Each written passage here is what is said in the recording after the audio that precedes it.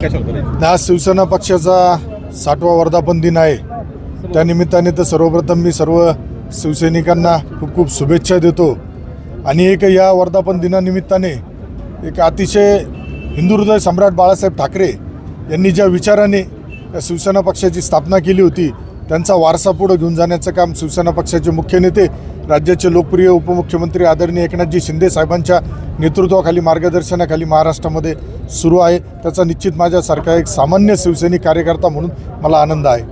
ज्या वाकचौरीच्या विरोधात तुम्ही प्रचार केला, लोखंडेंच्या सोबत राहिला, आज त्यांना स्वागत करण्याची वेळ नाही। राजकारणामध्ये काही गोष्टी स्वीकाराव्या लागतात आणि ह्या कशासाठी तर विकासासाठी।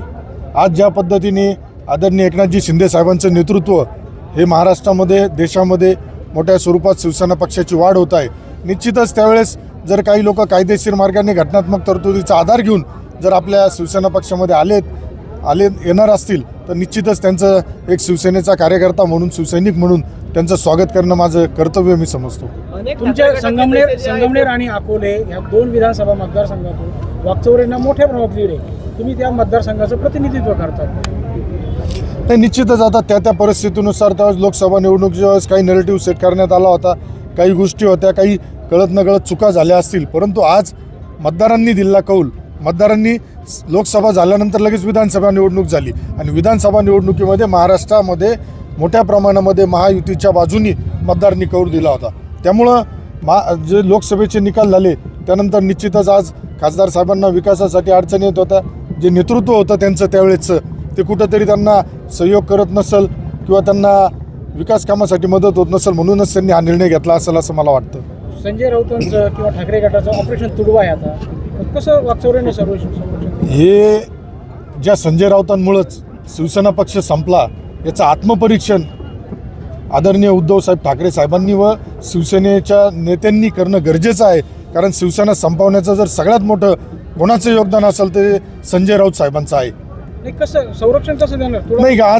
आज याच शिल्डीमध्ये ज्यांनी वल्गना केला होता त्या शिल्डीत आम्ही येऊन त्यांचं स्वागत करतो। ज्यावेळेस वाकचौरे साहेब शिल्डी मतदारसंघामध्ये येतील त्यावेळेस मोठ्या स्वरूपात जंगी स्वागतसुद्धा आम्ही करणार आहे। आणि इथं ही लोकशाही आहे, इथं कायदेशीर मार्गाने आंदोलन करण्याचा जरी तुम्हाला अधिकार असला तर तुम्ही जर अंगावर येणार असेल तर आमचा शिवसैनिकसुद्धा त्यांना शिंगावर घेतल्याशिवाय कोणालाही राहणार नाही आणि हे घटनात्मक कायदेशीर कायद्याच्या राज्यामध्ये अशा पद्धतीने होणार नाही।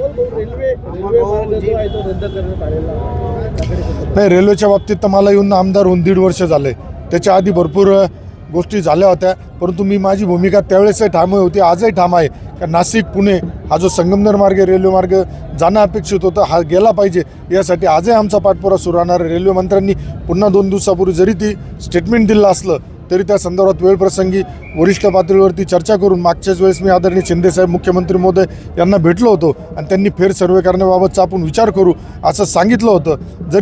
जर आम्हाला प्रयत्न सगळं आंदोलन करून भविष्यात न्यायप्रविष्ट न्यायालयात जाण्याचा सुद्धा या बाबतीत विचार आम्ही करत आहोत। शेतकऱ्यांसाठी रस्त्यावर उतरण्याची वेळ आली तर तुम्ही नाही, मी आमदारच सगळ्यांचा आहे। शेतकऱ्यांसाठी म्हणजे शेतकऱ्यांचं असेल, आमच्या लाडक्या महिला असेल, कामगार असेल, सगळ्यांसाठी काम करणार। त्यामुळं शेतकऱ्यांसाठीच नाही तर या समाजातील सर्वच घटकांसाठी निश्चित रस्त्यावर येण्यासाठी मला कधी लाज वाटली नाही आणि कधी वाटणार नाही। काही ठाकरे गटाच्या पदाधिकाऱ्यांनी 2-3 दिवसापूर्वी प्रतिक्रिया दिल्यात की आम्ही वाकचौरींची भिंड काढू आणि त्यांच्या तोंडाला काळं पासू, याकडे कसं बघतात? शिवसैनिकांनी हातामध्ये बांगड्या भरलेल्या नाही, त्यामुळं ज्याला जशास तसं उत्तर दिलं जाईल या भ्रमात कुणी राहू नये का उद्या खासदार वाकचौरे शिर्डीमध्ये आल्यानंतर किंवा या मतदारसंघात आल्यानंतर त्यांना आम्ही विरोध करू तेव्हा त्यांच्या अंगावर जाऊ, ती वेळ परिस्थिती येणार नाही। आरेला कार्य आम्ही त्यांची ढाल बनून शिवसैनिक सगळे खासदार वाकचौरेंची ढाल बनून त्यांच्या पाठीशी उभे फिरूनच देणार नाही मतदारसंघ साहेब। आम्ही लवकरच खासदार साहेब येतील त्यावेळेस त्यांचं स्वागत कशा पद्धतीने करतो त्यावेळेस तुम्हाला दिसून येईल।